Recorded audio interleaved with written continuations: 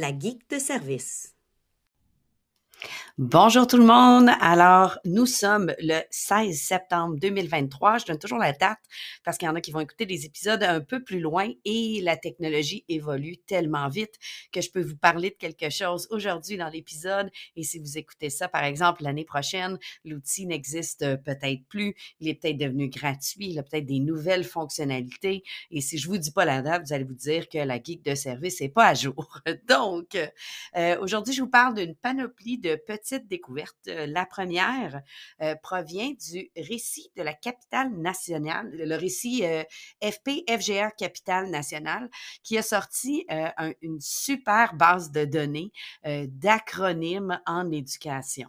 Bon, vous allez me dire, vraiment, on a besoin d'une base de données pour des acronymes. Je ne sais pas dans quel domaine vous œuvrez, mais je sais qu'en éducation, les acronymes, des CAP, des CAPCOR, MEES pour le ministère de l'Enseignement supérieur. Je pense à la FPFGA que je viens juste de nommer, qui est la formation professionnelle ou la formation générale aux adultes. Ce sont des acronymes et chaque association a ses propres acronymes qui sont parfois mélangeantes en éducation et qu'on comprend peut-être pas. Et par exemple, je sais qu'à la maison maintenant, mon conjoint qui est pas en éducation, c'est tout à fait ce que je veux dire quand je dis un CP, qui est un conseiller pédagogique. Mais peut-être que si je parle en dehors de mon milieu et que je me mets à dire, mais cette personne-là est CP à la FPFGA, je vais peut-être perdre quelques personnes. Donc, si vous êtes en éducation,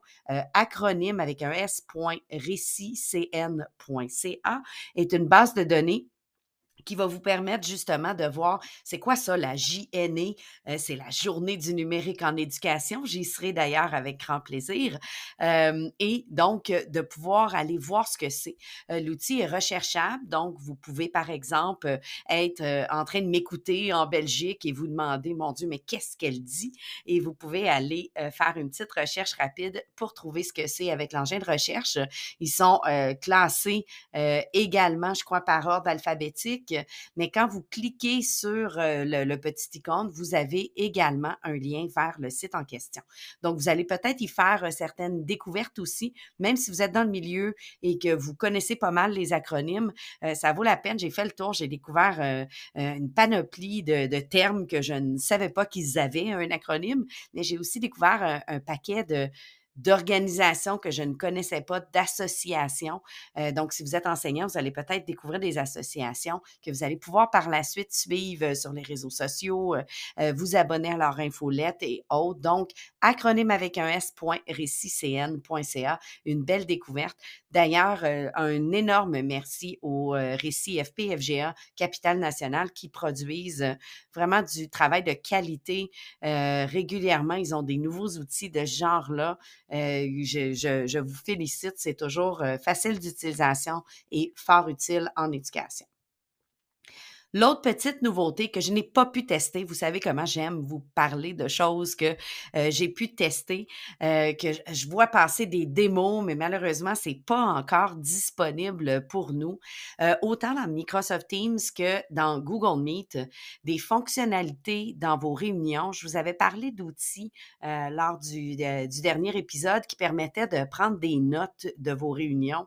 Mais il semble que ça va être intégré directement dans les outils Microsoft et dans les outils Google, ce qui va permettre une retranscription de la rencontre, mais va permettre aussi la recherche dans cette retranscription-là pour pouvoir voir, par exemple, quand on a mentionné mon nom dans une rencontre, ça va permettre aussi, j'ai vu, par exemple, dans Google Meet, que je vais pouvoir dire oui, je vais être présente à la rencontre ou non, je vais pas être présente ou ben, peux-tu assister à la rencontre pour moi? Et je vais recevoir une retranscription de la rencontre. J'ai même vu que ça va m'envoyer là, à quel moment, autant dans Teams que dans Google Meet, ça va m'envoyer à quel moment mon nom a été mentionné et je vais pouvoir, dans l'enregistrement de la rencontre, en plus de la retranscription, aller écouter le moment directement où on a mentionné mon nom pour voir ce qui s'est dit. Dans les deux cas, ça va aussi, dans les notes, essayer d'analyser où on a dit qu'il y avait une action nécessaire à poser et faire une espèce de petite liste qui va nous être envoyée de il fallait faire un suivi avec telle personne et autres.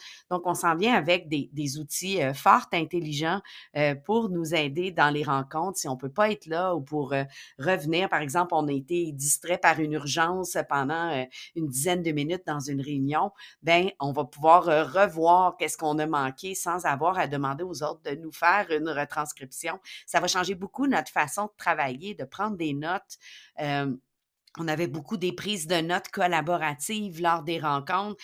Est-ce que là, on a une IA qui va faire le travail à notre place, puis on va ensuite pouvoir juste filtrer le tout avec notre cerveau humain? Donc, moi, je vois beaucoup de belles possibilités pour les rencontres. Elles se multiplient énormément. Donc, si je ne peux pas y être, je ne manquerai rien, je n'aurai pas à courir après l'info. J'aime beaucoup et j'ai très, très hâte de tester le tout. L'autre chose qu'on est allé tester, c'est Chomsky versus Chomsky. C'est à l'espace ONF à Montréal. C'est présentement en cours jusqu'au 15 octobre, donc il vous reste un mois pour aller essayer le tout et je vous le suggère très, très, très fortement. Noam Chomsky est une des personnes les plus citées sur le web. Il a publié énormément, il a été cité énormément. C'est pour cette raison-là que la réalisatrice de l'expérience que vous allez pouvoir vivre à l'espace ONF a choisi Chomsky pour son expérience parce qu'on a beaucoup de données. C'est bien sûr une expérience en intelligence artificielle, mais aussi en réalité virtuelle. Donc, c'est une œuvre en réalité virtuelle qui intègre l'intelligence artificielle et vous permet d'interagir avec Noam Chomsky. Donc, on a choisi M. Chomsky justement parce qu'on avait beaucoup d'audio, beaucoup de vidéos, beaucoup d'écrits et donc on pouvait facilement entraîner une IA à partir de ces données puisqu'elles étaient nombreuses. Vous allez arriver à l'ONF à l'heure de votre participation. Vous allez acheter des billets en ligne et vous présenter à l'heure donnée. Il n'y a pas plus que 4 personnes à la fois qui vivent l'expérience, donc c'était très bien. On ne se dérangeait pas mutuellement. De notre côté, on était les deux seuls, moi et mon conjoint. J'ai fait l'expérience en anglais, il a fait l'expérience en français. C'est certain que l'expérience était plus fluide en anglais. Il y avait un petit peu plus de décalage en français parce qu'on doit traduire ce qui va, votre question posée en français va être traduite, mais on parle de quelques fractions de secondes.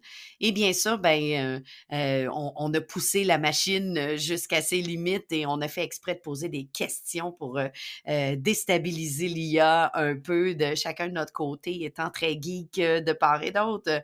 Et donc, on a eu droit à certains monologues ou certaines hallucinations, comme on les appelle en intelligence artificielle, donc des mauvaises compréhensions de ma question, puis puisque la probabilité n'était pas au rendez-vous, ben là, il me déblatérait autre chose, mais c'était fort intéressant de pouvoir poser des questions, beaucoup de réflexions sur qu'est-ce qu'un humain, qu'est-ce que l'intelligence humaine, qu'est-ce qui nous différencie en tant qu'humain, très, très, très, très réflexif et de voir les possibilités. Il faut savoir que ça a été entraîné sur GPT-3, donc c'est sûr que si vous êtes déjà habitué avec l'intelligence artificielle, vous allez dire, mais on pourrait pousser la note un peu plus loin, mais c'est quand même une très belle réflexion sur qu'est-ce qui nous différencie en tant qu'humains.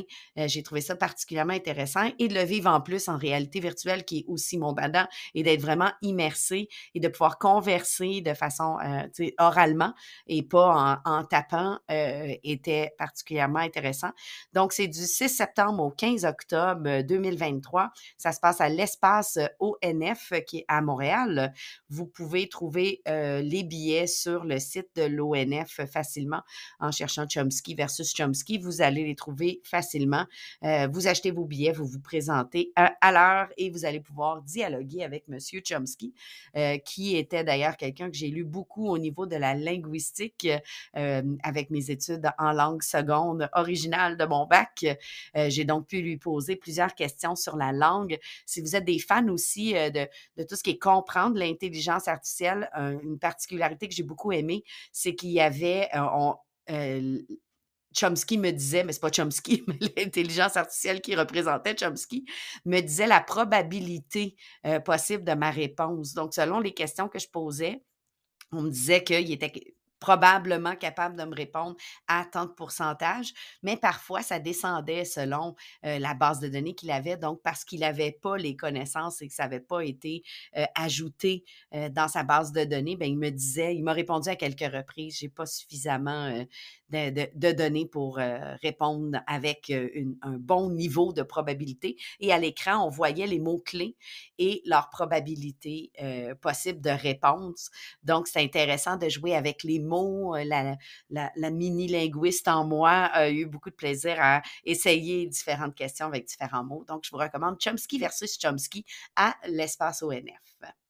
Le dernier outil dont je vous parle, je vous en ai déjà probablement parlé, c'est DeFit, qui est un outil DeFit pour un acronyme de Differentiate It, donc différencier vos textes.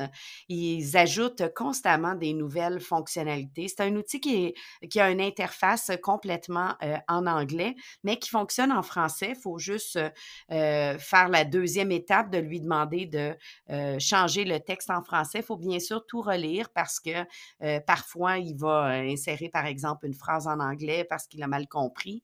Ce que j'aime beaucoup, c'est qu'il différencie au niveau d'un niveau de lecture.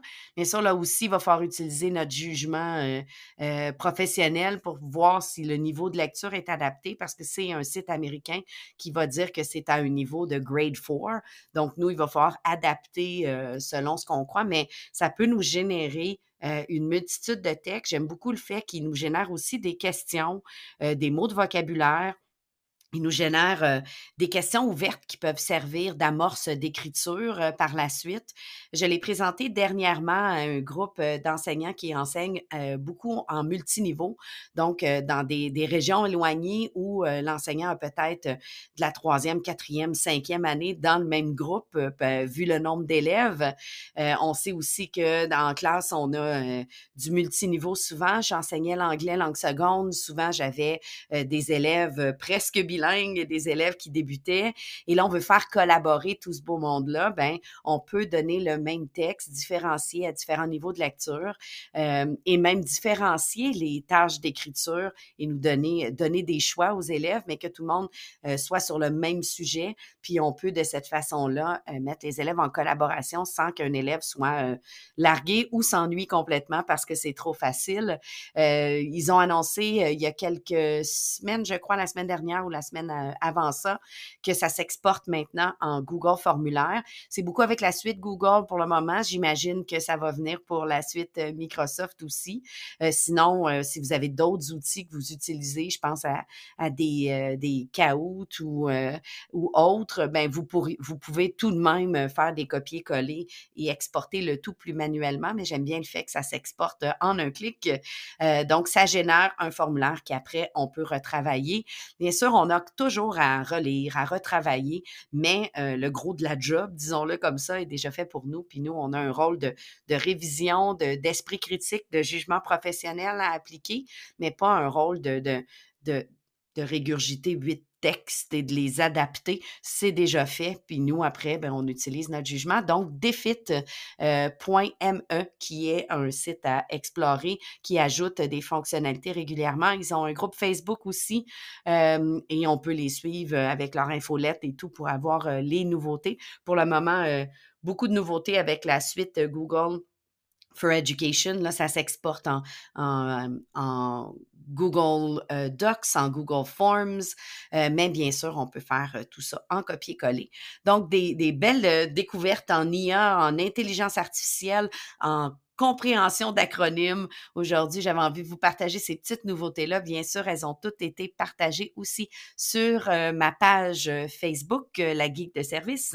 Et je suis de plus en plus présente sur LinkedIn avec le blocage des nouvelles et des partages. Ça fait toutes sortes de choses bizarres sur ma page. Je vais continuer d'essayer de vous partager quand même le plus possible, mais ça devient de plus en plus difficile de vous partager des articles qui sont bloqués, que je me fais aviser par Facebook que j'ai contrevenu à je sais pas trop quoi.